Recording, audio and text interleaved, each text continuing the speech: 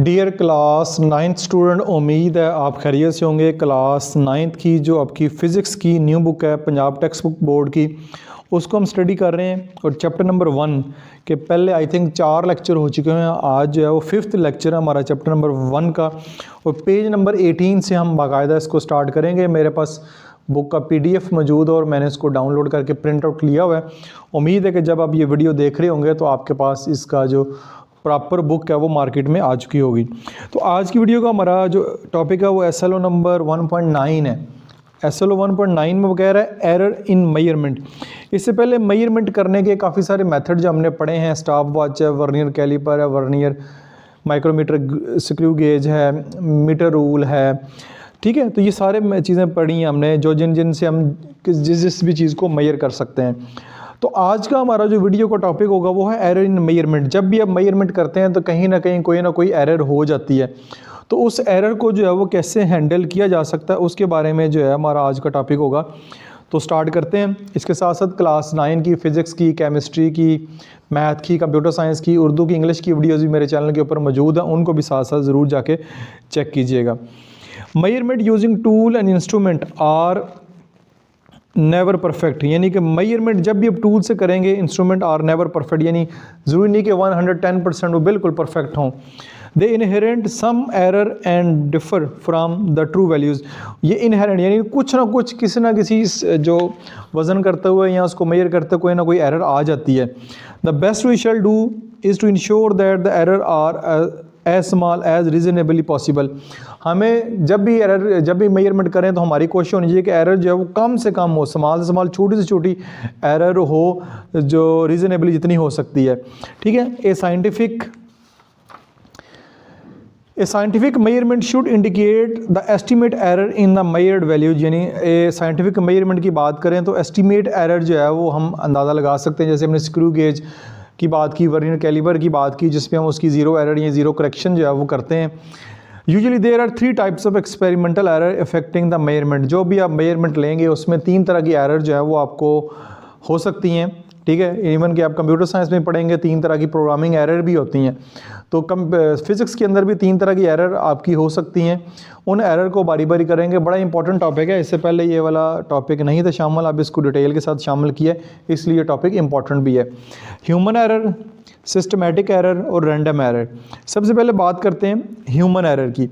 They occur due to the personal performance. Human error human से मुराद इंसान error, इंसानों की वजह से होने वाली जो गलतियाँ ये आपकी पर्सनल परफॉर्मेंस की वजह से होती हैं। The limitation of the human perception such as inability to perfectly estimate the position of the pointer on a scale। यानी कि ये इंसान की लिमिटेशन में आता है कि अगर जो बंदा इसकी रीडिंग ले रहा है, पॉइंटर की जो पोजीशन को चेक कर रहा है, तो हो सकता है वो बच्चा है, वो बूढ़ा है, वो जवान है, वो रात में ले रहा है, वो दिन में ले रहा है, ठीक है। रात को लेगा तो थोड़ी और मेजरमेंट का आ सकता है, दिन की रोशनी में लेगा थोड़ा बहुत उसमें फ़र्क आ सकता है। Personal error can also be raise due to the faulty procedure to read the scale. अब जो स्केल को रीड करने का जो तरीकाकार है, जो कि हमने पिछले लेक्चर में पढ़ा है, अगर वो तरीकाकार ही आपका ठीक नहीं है, ठीक है, तरीकाकार ठीक नहीं है, तो एरर जो आएगी वो गलत आएगी, वो ह्यूमन एरर में आएगी, क्योंकि वो आपके देखने की वजह से आई है। The correct measurement need to line up your eye right in front of the level. यानी कि जब भी आपने मेजरमेंट लेनी है तो आप इन फ्रंट ऑफ जो आई जो है वो आपकी उस लेवल पे होनी चाहिए जहाँ पे आपने मेजरमेंट लेनी है।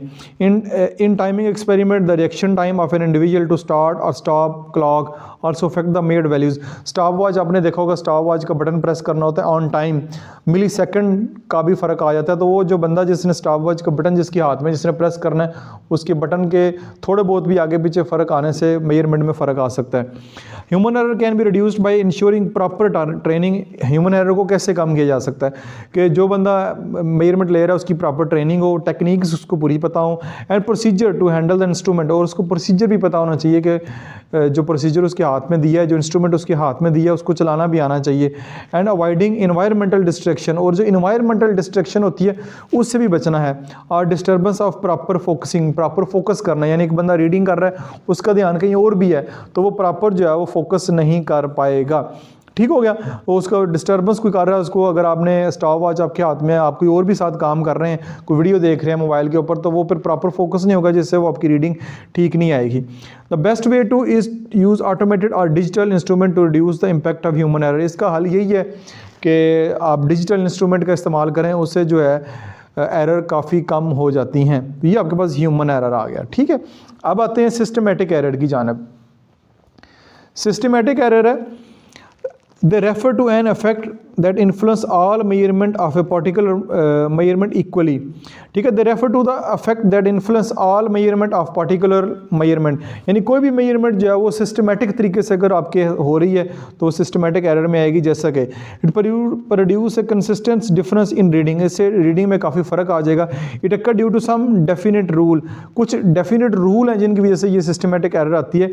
It may occur due to zero error of instrument, फ़र्ज़ करें आपका जो इंस्ट्रूमेंट है वो उसमें ज़ीरो करेक्शन करने वाली है, जैसे कि हमने पहले पढ़ी है, तो अगर आपने ज़ीरो करेक्शन नहीं की तब भी एरर आ सकती है।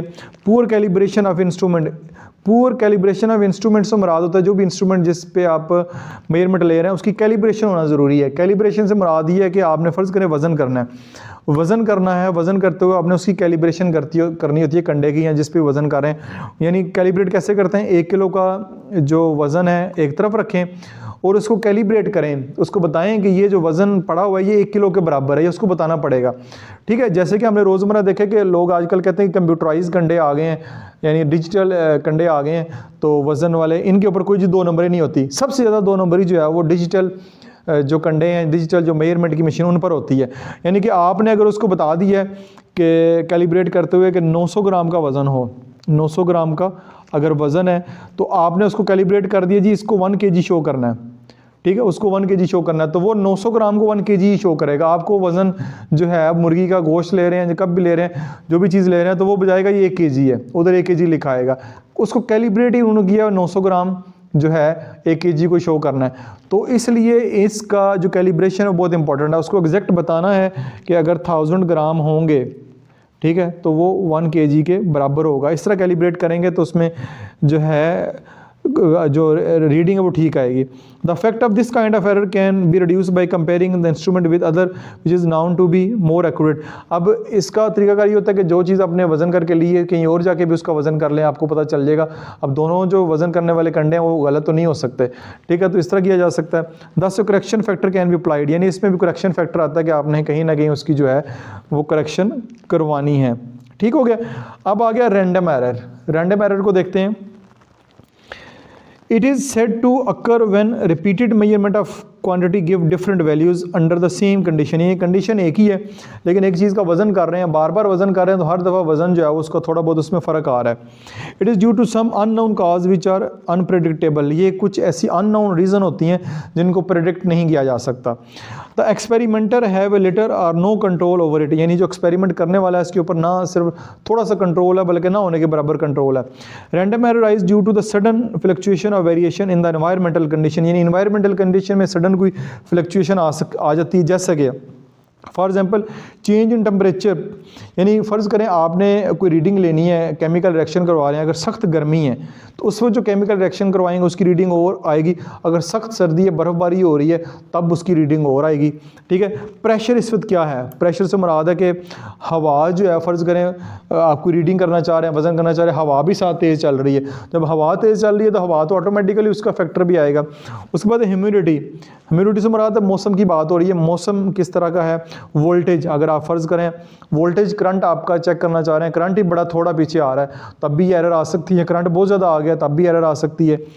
The effect of random error can be reduce using several multiple reading and then taking their average और मीन वैल्यू। इसका हल ये होता है कि आपने एक दफ़ा वज़न किया तो आप 10 दफ़ा वज़न करें, 10 दफ़ा वज़न करने के बाद उन सब की एवरेज निकाल लें, वो इसका सबसे बेहतरीन हल जो है वो बनेगा।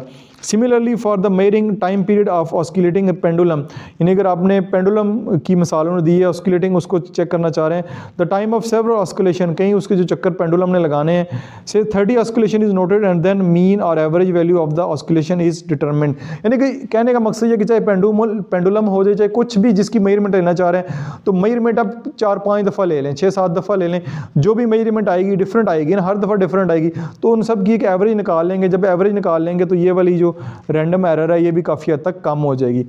तो क्विज में आता है identify personal systematic and random error, your eye level may move a bit while reading the meniscus, यानी कि अगर आपकी जो मिन केसेस को रीड करते हुए कोई आपकी आंख है थोड़ी बहुत ही आगे पीछे होगी है तो वो कौन सी एरर है, ये आपके पास जो है वो ह्यूमन एरर आएगी। ठीक है, ये आपकी ह्यूमन एरर कहलाएगी, ह्यूमन एरर।